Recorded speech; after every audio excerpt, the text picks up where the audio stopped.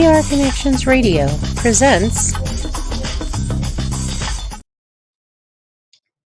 Good afternoon and welcome back to Cozy Up and Pay Attention, Season 2, the Parent Edition.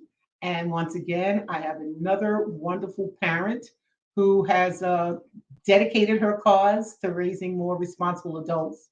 If you would give us a few minutes, I'd like you please to inhale, exhale, and we'll be right back. Cozy Stone is a multi-talented comedian extraordinaire who has a real lust for life. She also combines humor and motivation, where she is known as a humorvational speaker.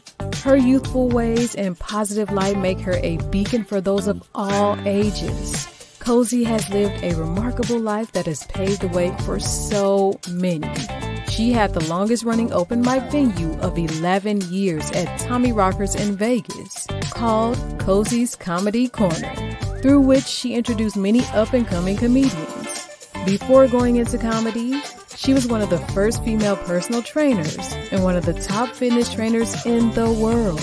She has trained many greats such as Billie Jean King, Roberta Flack, Andrew Young, Ed Bradley, CCH Pounder, Al Pacino, and Earl Monroe.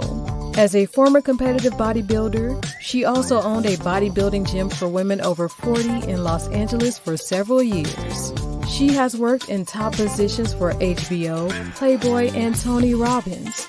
She also enjoys volunteer work, dedicating time to the New York Foundling Hospital and babies with AIDS. Cozy Stone has a message that shouldn't be missed.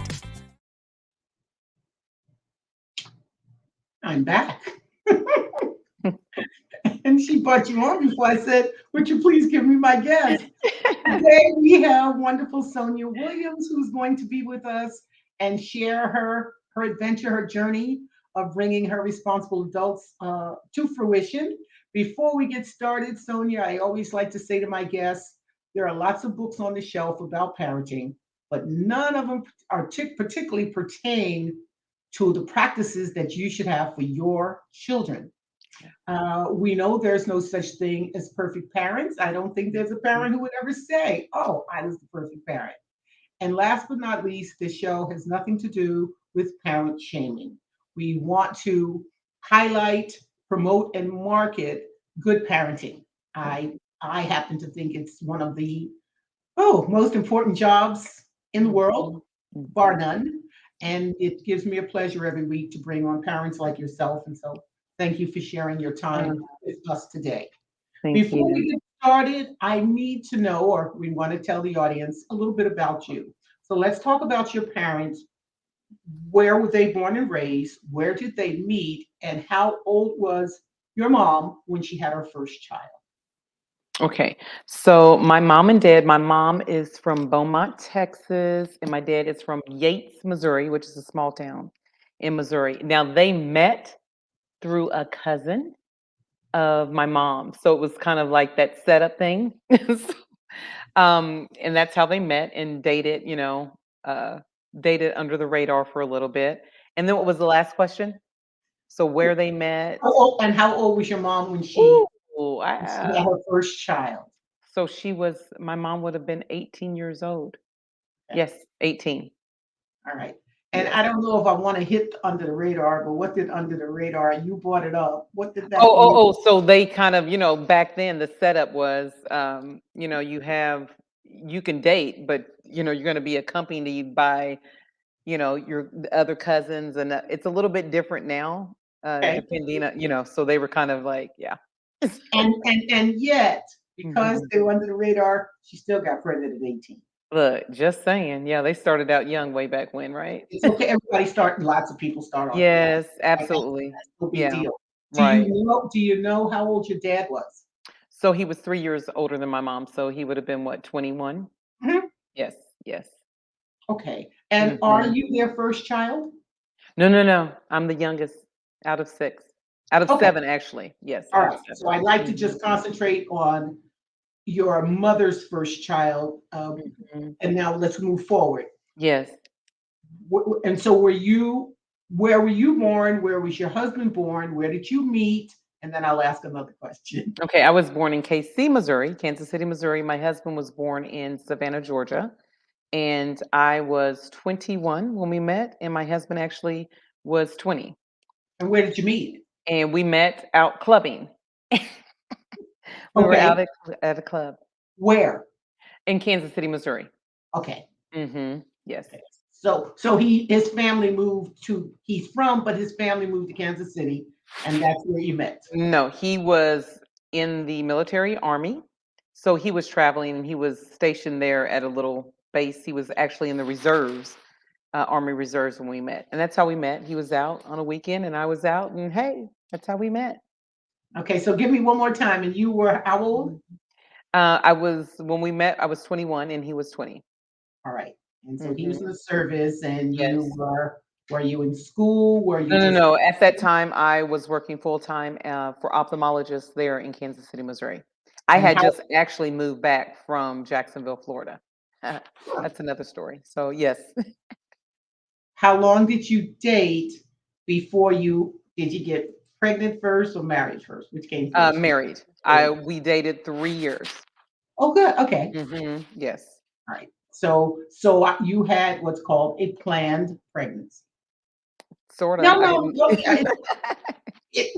no. My distinction, when you're married, you're planning a family. Now, whether you wanted it right at that Right, moment, the fact right, of the right. matter is, you're two consulting adults that decided at some point we're going to have a kid, Yes, whether it oops or not, right? It's yes, two consulting absolutely. adults who are prepared to bring a child into the world. Is Yes, that fair?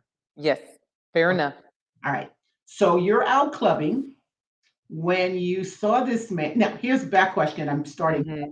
When you were a little girl, Sonia, did you aspire to be a parent? I did. I wanted kids. Yes. Absolutely. And Yes. along with those kids, that you want to have a family. Yes. Absolutely. So what I'm Yes. learning, there are plenty of women who want to Mhm. have a baby and Mhm. necessarily don't want the man. So if he stays, he does, but they want to have a Right. baby, and that's fair. So you Right, right. wanted a child and you wanted a family. Mhm. Yes. Yes. So this man comes in the club, or you come in the club, or however you guys look at each other. We know that initial attraction is everything. So was it his Mhm. brains, his brawn, or his beauty that you became attracted to? I would say bronze, but I would say, excuse me, I would say brains, but I'm gonna say bronze.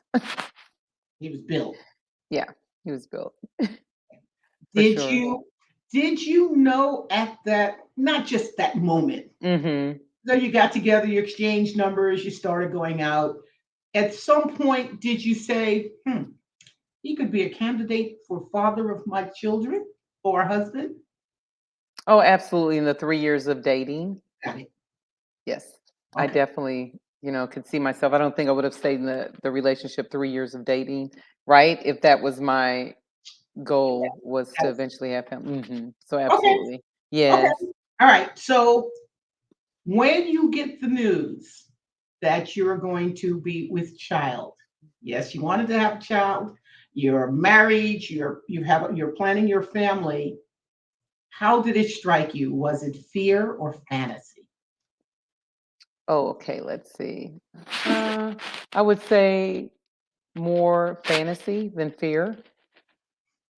I wasn't really scared about having kids. I kind of was shocked because I wasn't at that time. Yes, I had planned. We thought about having kids, but didn't know it was going to happen that quick. I said, "OMG, I'm only 25." So it was so, even though you're married and everything, it was just like, "Whoa, okay." Well, that's why I like to ask the question. Yeah, I was like, "Oh." Even when you're planning it, Mhm. families who are, we're going to have kids with, but when you hit the news, it's got to be exhilarating, Mhm. scary. For the young girls, it's always fantasy, Yes. that kind of Oh, thing. yes. That's why I asked. Mhm. So now you had your family. Where were you both living at this point? Still in Kansas City, Missouri. Okay, so you Mhm. did have a support Oh, system. yeah. Yeah. My parents were, like, super close, access down the street. watch the kids while they were growing up. So they were there, just extremely supportive. One of my sisters was still in Missouri. So another support system, even if it was on the phone, phone call, not necessarily seen all the Mhm. time, but just having family Yeah, was super yeah, amazing. yeah. Yeah. And I've had the other parents on here, the last two couples, Mhm. they weren't close to their family, but their church was Wow. became family. People See? need support. Oh, Uh, yes. that one little baggage causes Yeah. a lot of Yes. noise, Yep. A lot um, of questions. a lot of questions, a lot of Mhm. unanswered, the unknown. Yes. Right? Yes. The unknown. Absolutely, yeah. So he's raised in his home in his city with his parents. Mhm. You're raised in another part of the country with your parents. When you get together, you're under one roof, you've got this family. Mhm. What were some of the sameness that you brought to each other or brought to your children or brought to more the parenting part, not the Mhm. relationship part, the parent Right. that Right. you both wanted to give because this is what you were given? Uh, Values and discipline in the sense, instructing, your kids right from wrong and just lots of love Yeah, the towards love. them. The Okay, love. right. Yeah. Yeah. Because Definitely the love. sometimes, and this is one that I'm Mhm. very familiar with.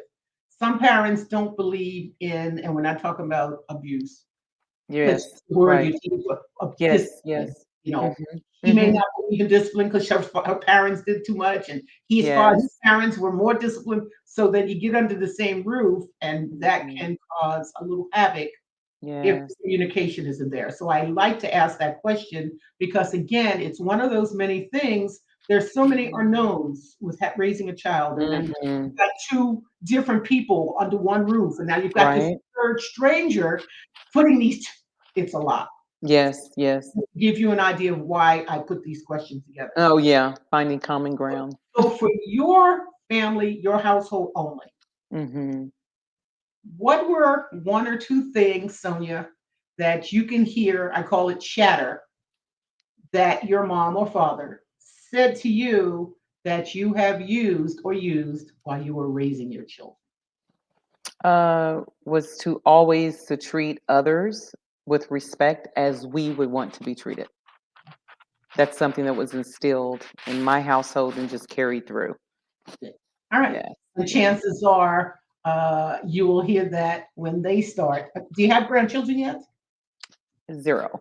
Okay. So whenever they do, if they do, Yes. chances are you will hear it Right? because the unfortunately the good learning carries forth, and unfortunately sometimes the bad learning Mhm. carries forth. Mhm. Oh, This yeah. show is about the good learning, so Yes, right? that. All right. So let's get into your questions. We Okay. are so on time. Your first question that you chose, Sonia, is: did you know your children's friends and why? Absolutely knew their friends. And the reason why is because number one, I wanted to know, good company corrupts good habit, or bad company corrupts good habit, rather, and vice versa. So, what are the values of the kids? How are they being raised? How are the parents? If my kids are going to be over there, how are they going to be treated? And discernment played along very well in that respect. So I definitely wanted to be a part of who they were hanging around and their friends. That's going to have an effect on your child, and vice versa. The way we're raising our kids can have an effect on their children. So my husband and I were upfront about, certain rules that we had and what we're going to be established. And we had, just those things we want to establish early on. So we were very, very aware of who their kids, their friends were. Did you also meet, if not all, most of their parents? Oh, yeah, absolutely. Yeah, absolutely. Because it just, and a lot of those things, like you're saying, your parents, what they did, and how my parents were a little bit more strict. Mhm. Having three boys, three girls. So it was just, they were more strict with the girls. So those things, and depending on the child too, had a lot to do with it. But Mhm. definitely building a relationship with the parents, like the moms. Hey, let's have a cup of coffee. Mhm. Just like finding some common ground, because I'm like, that's gonna really like affect your child as well. Yes, it will. So yeah. So we made sure we were very active, played an active part in knowing the parents as well. All right, folks, Mhm. that's why you want to know your people's, your children's friends, and you want to So know yeah. their families. So just Yeah. giving us the answers. Your next question is, did you attend parent-teacher meetings, and tell us why that was so important? Yeah, absolutely. We believed in attending all the parent teachers meetings because, I don't know about other parents, but I find sometimes we as parents may say, well, the teacher's not doing this, or, oh, my child's failing and it's the end of the year. If you're not aware of what's going on, then you're not going to know how, as a parent, who you bore that child, you're raising your children, how you could have been, effective in their overall outcome of their educational. I mean, education is going to take them far, or maybe not if you're not really active. So I don't want to blame a teacher without us having some type of involvement. So, well, we were the type of parents that would show up and, hey, we'll participate and sit in the classroom today. Do you mind? Just to be aware. You can't blame anybody if you're not being an active adult as a parent. So that's all I got to say about that. Sonia said it again. And the next question is, I'm going to give you a C word, and you'll tell me Mhm. the one you practice the most. The most. Choices, consequences, consistency, or compassion. Which, Compassion. right, and give me more. And I believe compassion because I was thinking about that when I'm like, ooh, it kind of goes back to, like, yeah, the environment in every place, like the way you were raised. Like, I remember how my mother instilled and acted with compassion.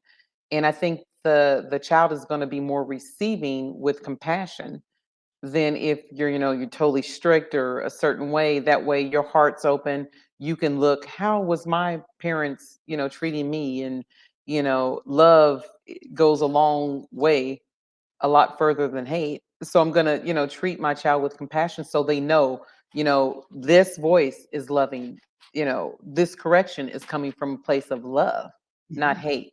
And I think that way, they understand they can come, they're more open, more to able to receive, and more open in that communication and relationship with us as their parents. So that's why we always showed compassion. I read something on Facebook today. Mhm. A father put a note. He instructed his children. I'm going to put this Mhm. note in the top drawer. And what the note Mhm. pretty much said was, if at any time you need to talk to me about anything, know that I am available. I want to talk. We should talk, and there will be no judgment. All you have to do is go in the drawer and hand me the note. I love it. Oh, that's good. I read that this morning. That's really and that's the reason. It's because they That's know even now. that's powerful. We're very.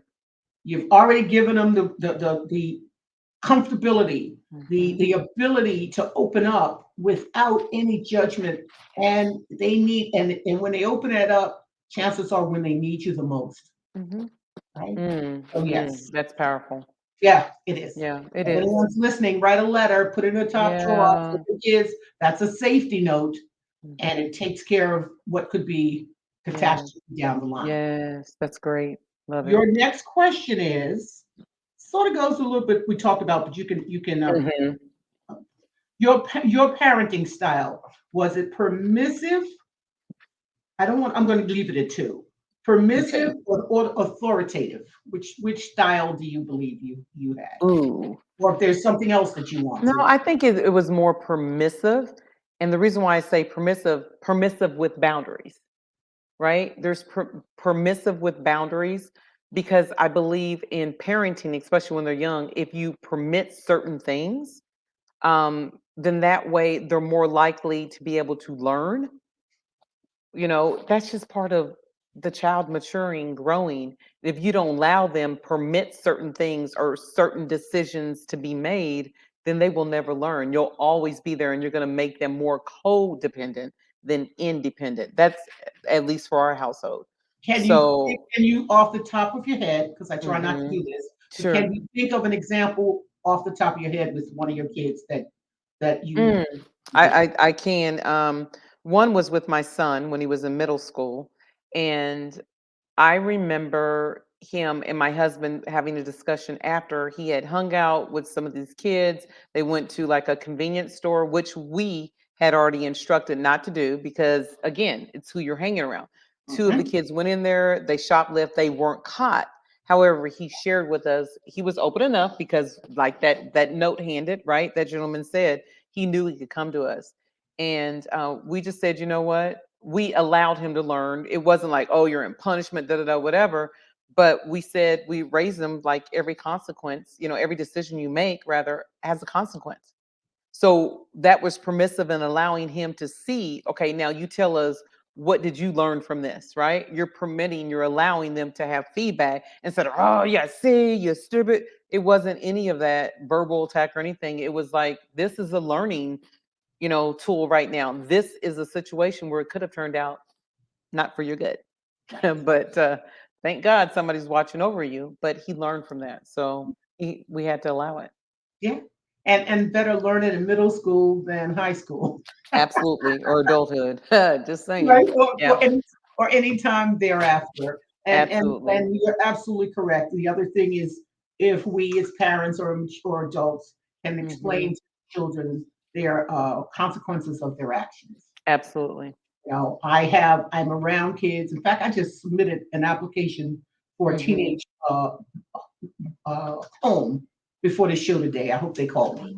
Oh, yes. Yeah, I have to be in front of kids, and I really Oh, want to be in front of young teenage yes. with moms. There, Yes. That would it's be so what? amazing. Yeah, Yeah. it's a so what? So what do you want to do about it from this point Hmm. forward? Hmm. That's great. That's great. Yes. Yes. So your last question, and we are moving along wonderfully. Yay. Tell me, Miss Sonia, what did Hmm. you find was the hardest thing about parenthood? Actually, the hardest thing I believe for parenting was, because if you have more than one, is working with each personality, each child. I mean, because it's different. I'm sure it's different if you have one, but we had three. So this child was this way, da da da, whatever, and they all have their own individuality. So it was like actually that and releasing them to move on to different stages in life. Like sometimes you just want to, don't do that, don't make that mistake. But it's like, no, you have to allow them to Right, make that mistake, as I made mention before, in right, order for them to learn. And right. sometimes you already know because those are things like you were like, duh, I've already done that, been there, done that, and it's like you hate to see your child fail. And it's really, they're not really failing, they're actually learning, they're actually maturing. But that is like a woo. Yeah, That's a you just want to like grab and say, nah, don't do that. Or so but that was probably the hardest, yeah. thing as a parent is really like releasing them and letting them just like open up and like a butterfly and just take off, And as you you know. say, these are three different personalities. Hmm. Twins don't have the same personality. They may That's think the right. same, dress the same, but Right. they're still three individual entities in their own body. That's And that's right. why at the beginning of the show, when I said there's no such thing as a perfect parent, and there are no such things in the book as the best practices per child, Mhm. because each child is going to be different. And then there's that product inside of each of us called the DNA. And so they've got some of you, they've got some of your That's husband, right. they've got some of your grandparents, they've got some of Mhm. your, and you brought these strangers for a minute Mhm. Yes. into your home, and you're all strangers Mhm. as you're learning about one another. Yes. That same kid that, even though I don't have kids, I always tease people and say I think everyone should have more than one, so they can enjoy or have the experience of two different personalities. You always hear one Mhm. mother say, "Oh, well, this kid went to sleep. You fed him. He went to sleep, never cried." It's the, true. other, the other one cried. Look. Oh, not long. Never Mhm. wanted to go to That's sleep, right. right? That's right. Yeah, And so absolutely. you don't have the one parent and one kid I think is quite fine. But as Yeah. you said, once you give birth to Mhm. more than one child, three, four, now you've got three, four personalities uh, Yes. under the same roof with your own distinct Mhm. personalities. blah, blah, blah, blah, blah, blah, Mhm. right? Mhm. Yes, Now, yes. well, with all said and done, you have three responsible adults who are out of your house, who are taking care of themselves. Whatever protocol you had in place, punishment, disciplines, under the umbrella of love, it came to fruition. Um, I believe, and I say this every week, I can say what I want to say. Mhm. So the ultimate, there's Michelle. The ultimate, I love it. the ultimate reward, part of the ultimate reward of success Mhm. is to get them out your house. Mhm. It's for Mhm. them, not you, to get them out. We're not saying throw your children out the house. Right, right. For them to say, you've taught me how to fly, you've given me Mhm. my wings, watch me go. Mhm. Yes, That's yes. not to say that the parent, as parents, your kids, something, life happens. Right. You're there to help pick them up until they can get their wings flying again. That's not what I'm saying. Mhm. Yes, Mhm. so what? And I Yes. don't care if they're 30, 40, or 50. So what? Yes. It, Right, right. it happens. Yeah. But they know they're there for a temporary period of time. When Mhm. I was doing speaking at with the middle school kids, that's my favorite group, and Uh, I would say to them, "Do you really want to hear your parent tell you to take the garbage out and make your bed yeah. for the rest of your life?" Womp, womp, womp, womp. I call it "Nyah, nyah, nyah, nyah." I would actually do that. "Nyah, nyah, nyah, nyah." Yeah, that's just You really want to be 24, 25, and 30, mhm. and you don't have autonomy.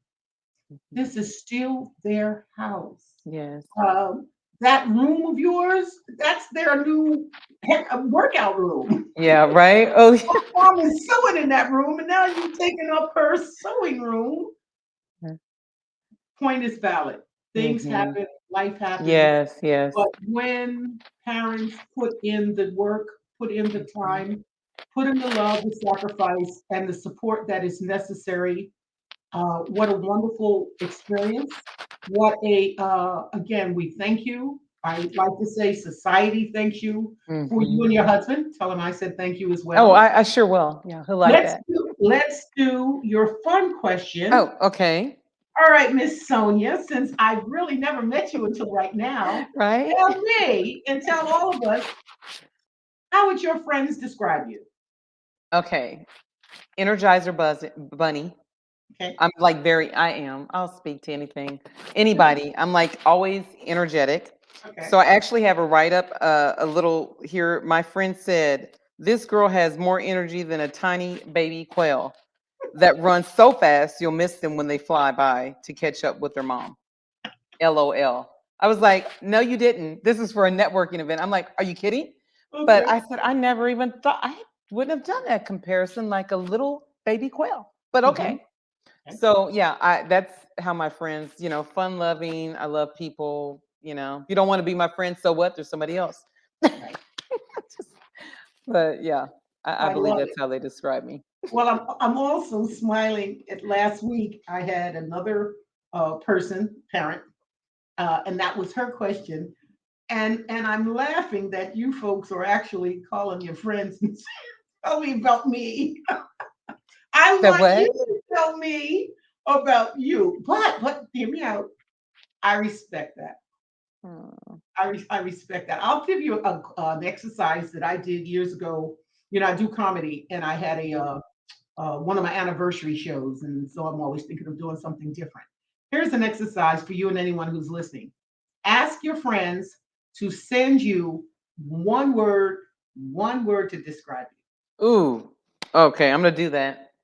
I still have it, and I use it all the time. Mm-hmm. Um, it was it was heartfelt. It was so honoring to hear these wonderful things. I thought Mhm. everybody was just going to say crazy, and they didn't. That's what you thought about yourself, right? I Yeah. really did. I said, yeah, I am very crazy.